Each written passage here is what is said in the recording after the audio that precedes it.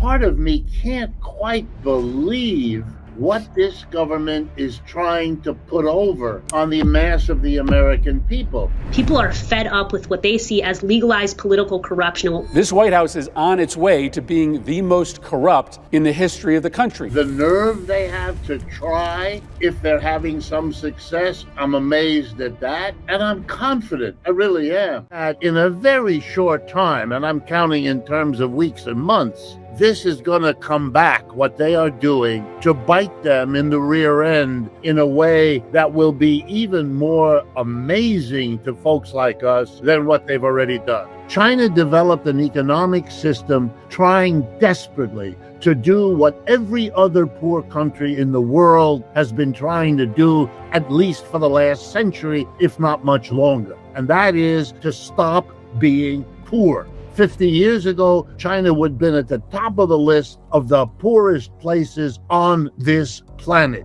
and they wanted to get out of it. And one of the things they did is look long and hard at the United States as an example, because the United States began as a pretty poor country, an unimportant corner of the British Empire, and look what it became over the 200 years of its independent history. And that impressed the Chinese as it has impressed people around the world, and for good reason. The standard of living in this country was raised remarkably in those 200 years that are just over now. But the Chinese, unlike the other parts of the world, actually figured it out. They figured out how to raise the standard of living of their people. And here comes the part Americans have so much trouble with. They figured out how to do it better than we did it, which, by the way, shouldn't upset you. That's the history of the world. The new generation hopefully learns from the older generation.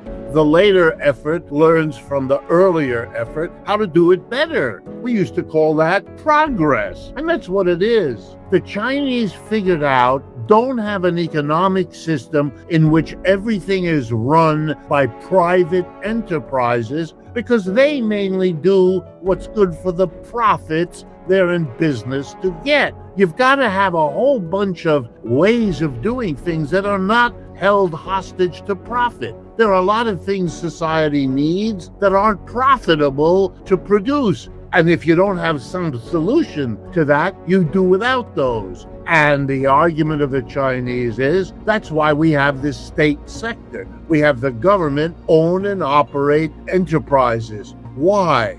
Things that are not done efficiently and effectively, or not done at all by people who are interested in profit, can be done by the government because it doesn't have to run on the basis of profit. The government can take a step back and say, for example, we need this. I'll give you an example. The Chinese said, we need a modern, rapid transit system. Airplanes have a lot of problems. We need fast, efficient rail. There was no way that private enterprise in China 20 years ago was going to invest in that. They weren't going to do it. China was too poor. They had all their usual reasons. So the Chinese government said, we see that a powerful, fast, rapid transit system for trains is crucial to the growth of the Chinese economy as a whole. So even though it isn't privately profitable, by making the society more cohesive through a train system, we will develop. They made it. They now have the greatest train system on this planet. We're not even close to what the Chinese already had, and they're building it out. They found this mixture, state and private, enabled them to do stuff you can't do with something that's either private or state.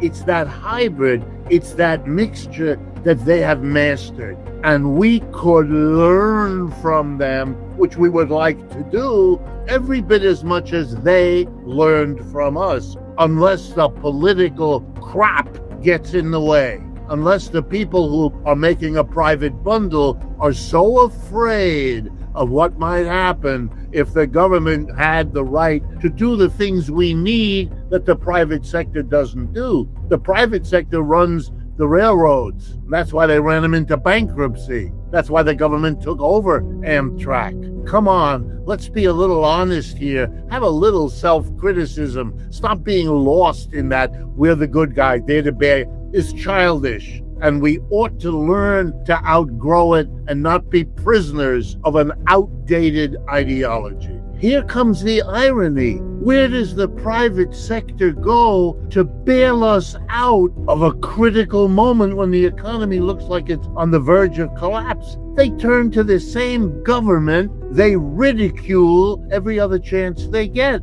Where else are they going to turn? And so the thought might occur, if you weren't ideologically blinded, if we call the government in to bail out the failures of the private sector when it crashes, gee, maybe there's a role for the government all the time so we don't have the crashes. Whoa, what a new idea. But it isn't new. It's only new in a country that has been too afraid to look in the face of what's happening. Look, let me put it another way, and I don't mean to scare anyone. Everybody knows that the majority of the people in the world to this day live in poverty.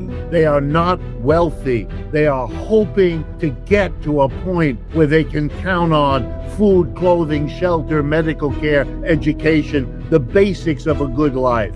And they are asking themselves a fundamental question, just like Americans once did. How do we get out of the situation we're in and lift ourselves up to do better? Who's been doing that? Who can we learn from? And over the last 30 years, here's the one statistic I'll bore you with as a professor, because it's my job to know these statistics. The average annual growth of the American economy, percentage growth of the GDP, gross domestic product, which is just a measure of the goods and services the economy produces in 1 year. Every year for the last 30 years, it has grown in the United States on average about 2%, 2.5%. If you want to fudge the numbers a little bit, 3%. What has been the experience of the People's Republic of China over those 30 years? They have grown on average 6 to 9%. Friends, that's it. That's why they caught up. That's why they are now outproducing the United States on many, many items, with more added to that list each day. This has nothing to do with that they don't have problems. They do. Big ones, important ones. They're struggling in many ways. But when it comes to growing up out of poverty, which is the number one concern of the people of this planet, they're looking now to China, the way they once did to the United States, but they don't anymore. And all the pretending in the world will not change that hard reality. This business of heaving tariffs at everybody in the world, threatening and demanding that they come, just as Mr. Lula refused to do, and as the Chinese laugh at every time he does it, as if the world wants to come and get on its knees and beg the dear Mr. Trump to give them a break. I understand why he loves it. That's who he is. That's his politics. That's what the people who support him like to see him do. But in terms of an economic policy, let me give you just a little idea, if you haven't figured it out for yourself, of what's going on here. First of all, you should have noticed by now, even if you don't think there is a world outside the United States, that Mr. Trump has attacked, in economic terms, every other country on the planet. Nobody does that. Nobody ever has done that. It's off the wall. It means, let's be real clear, if you put a tariff on, that's a tax. Never mind the funny story we ought to be telling each other here in America, where we've watched the Republican Party be the party against taxes for the last century. The party that prides itself on always cutting them or lowering them or opposing them. A tariff is a tax, which means the leader of the Republican Party is slapping the whole world with taxes.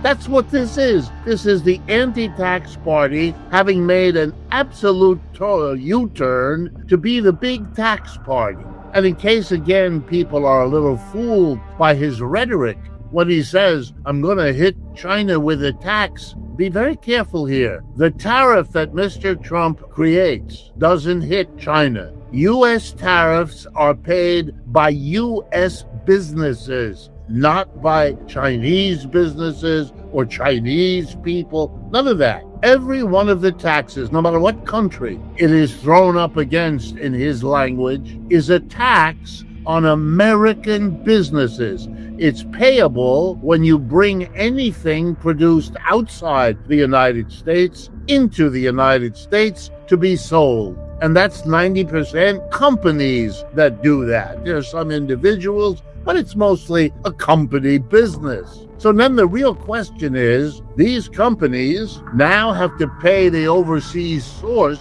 of whatever they bring in, plus the tariff to Uncle Sam.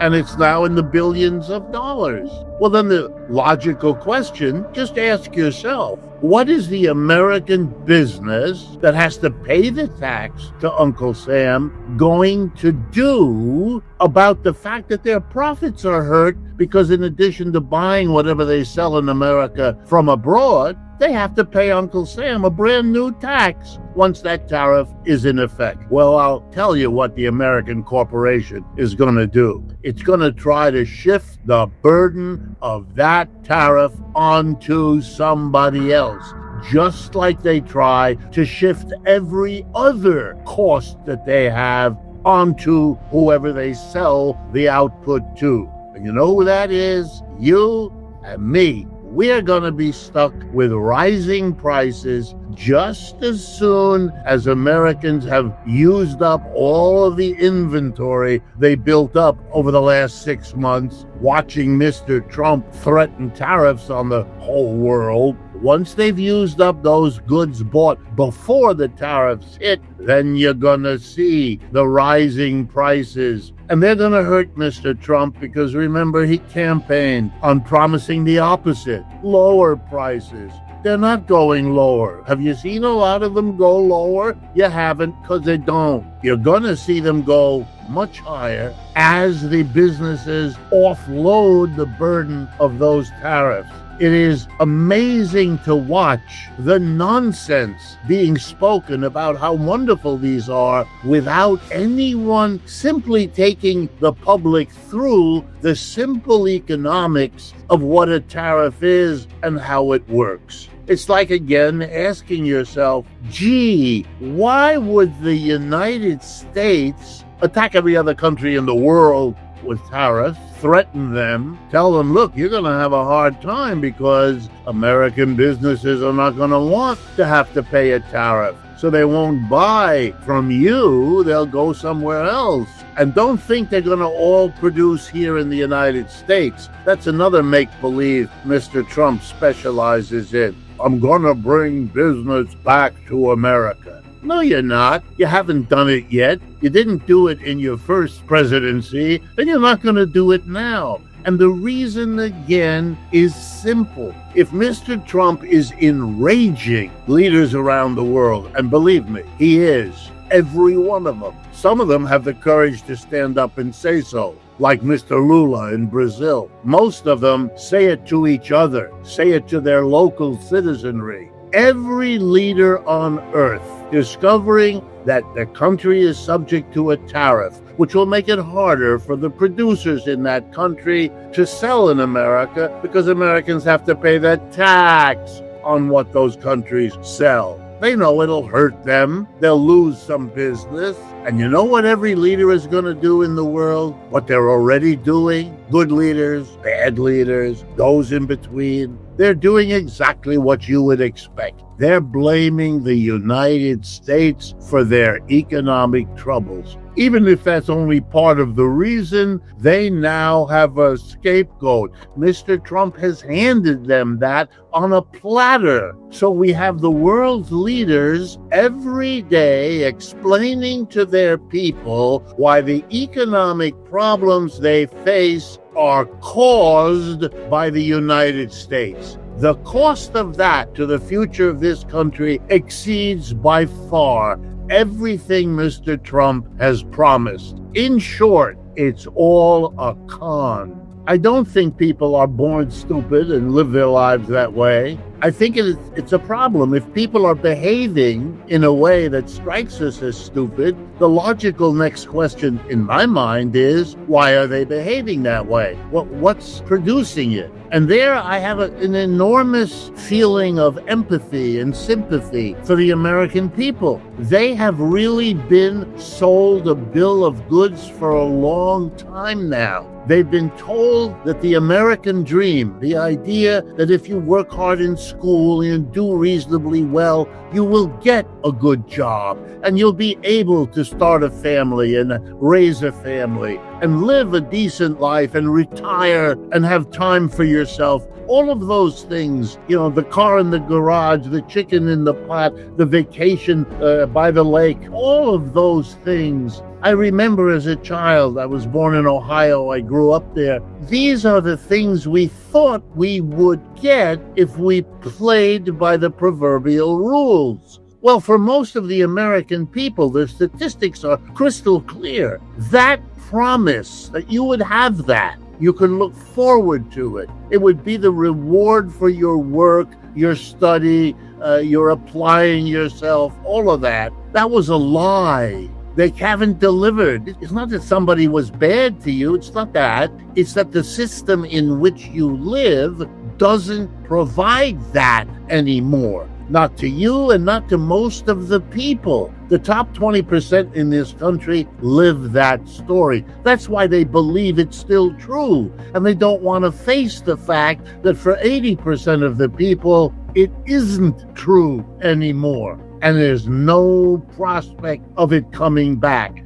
I think for the American people, to put it in a nutshell, it's been a shock to face that was even possible. No one told them you might not be able to get a job, or you might not get a job that pays you enough to ever settle down. You can't have a family, you can't have children. At every turn, even if no one says it in your face, you face it anyway. And that's a shock. And I'm not surprised that people who are in a shock don't pay close attention to that barker you talked about who says, I know what the problem is. For example, the problem is those immigrants. Oh my God, we're going to have that one run against us again? Country after country, for centuries, gets itself into a difficulty and blames whoever is the latest arrival, the immigrant. As I like to remind Americans, we are a nation of 330 million people. That's pretty big.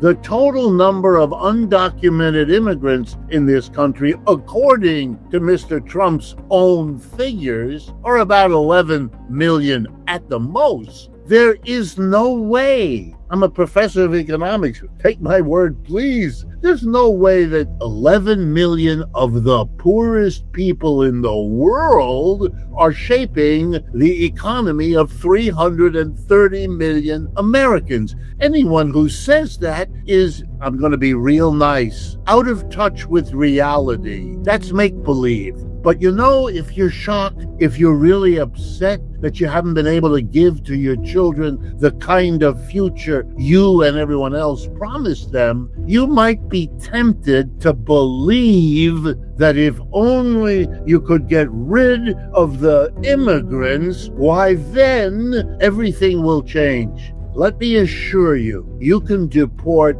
every poor soul that the ICE folks beat up, and you will not change the economic problems of the United States. Not only that, you'll probably make them worse. And you know why? Because the immigrants do the work of this country. They pick the fruits, they wash your car, they do the things at the bottom, as immigrants always do. And they get paid very poorly. And if you don't have 11 million of those people doing those jobs, which is what most of them do, well, you're going to have to pay real money to American citizens to do it. And you know what happens to the price of the banana you eat or the apple that got picked for you? You're going to have to pay more for it because the wages are going to go up. Hello? Have you thought about that? Deporting immigrants is an inflationary act. It may look good on TV. It may get Mr. Trump the votes of shocked, upset people looking for something they can do. But it is not a problem solver, and it will come back to haunt us in many ways, as the story of our cruelty right now to immigrants will be told and retold in the future of this country. Trump and Musk are busy firing large numbers, many thousands, of federal employees of the United States government. The argument is this has to do with efficiency, but it doesn't. And I'm going to show you how and why that's the case. What Mr. Musk and Trump are doing is taking a meat axe to the federal payroll, to those people who work for Uncle Sam. But they're doing it for ideological reasons, for publicity reasons, for symbolic reasons, and above all, for political reasons. But it isn't efficient, and it's easy to show how and why that isn't. So let's do that briefly before we go into Cold War issues. The federal civilian labor force in the United States, as I speak to you, involves about 2.5 million people. That's right, 2.5 million. There's another 2.5 million that are more or less involved in the military labor force of the United States. So if you put those two together, it's about 5 million. Since the government doesn't seem to be about to attack the employments in the Defense Department, Homeland Security, and so on, although we're not sure yet, it's really the civilian labor force, the 2.5 million roughly civilian employees of the United States government that are in the crosshairs, that are getting all the attention, all the firings, and all the hoopla. Is this about efficiency? The answer is no. And it's easy to show, again, how and why that's the case. First of all, the number, 2.5 million, has been about the same for the last 50 to 60 years. Let me repeat that. The number of federal employees of the U.S. government has hovered around 2.5 million for 60 years. During that time, the population of the United States went from roughly 200 million to roughly 340 million. In other words, the same number of federal employees did the work that the federal government performs for an ever larger number of people. Same workers, more people served. You know what that's usually called? Efficiency, not inefficiency. It's fake to go after these 2.5 million on the grounds they haven't been working and doing a bang-up job of servicing an enormously larger population without a corresponding increase in federal employees. That's the fact. You won't hear it often from Mr. Musk or Mr. Trump. They're busy playing theater. But I can show it to you in another way. Let's take a look not at the federal employees for a moment, but at the employees of state governments, all 50 states, and local governments, towns, villages, cities. The employment by the states of civilian workers, about 5 million, more than double the number of civilian workers that work for the federal government. And the biggest of all, local governments, which employ 15 million civilian employees. So state and local are 15 plus 5, 20 million. Federal employees, 2.5 million. State and local are 10 times bigger than the federal in employment. If you wanted to be efficiency-driven, your first focus would be on the 20 million state and local, not the federal, because it's tiny relative to the state and local. It's not efficiency that's governing this. Otherwise, they go after the state and local folks. Wouldn't be any more justified, but that's what they would have done. You know why they didn't? Because they cannot. Trump and Musk are working at the federal level. They can't get at the 20 million, at least not directly. So they went after who they could. That's what this is about. Who can you pick out?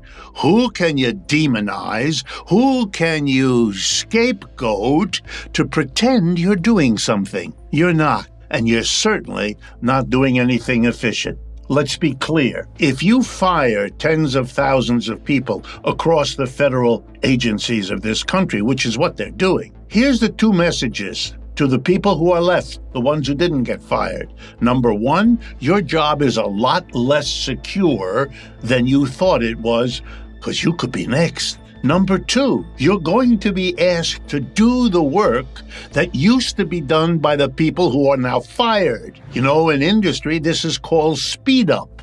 More is going to be asked of you, but no one is going to be offering you more pay for doing the work of those who are now fired. More work, speed work, less security, that's what you're giving to the people you don't fire. And they are going to fight back one way or another. Workers always do. There's no free lunch. You can't hurt the working people of the federal government without blowback. But they're not telling you about that. They're not worrying about it. And they certainly don't care about the diminished services these now insecure, overworked public employees are going to, of course, deliver to us. Friends, here's the story. It's got nothing to do with efficiency.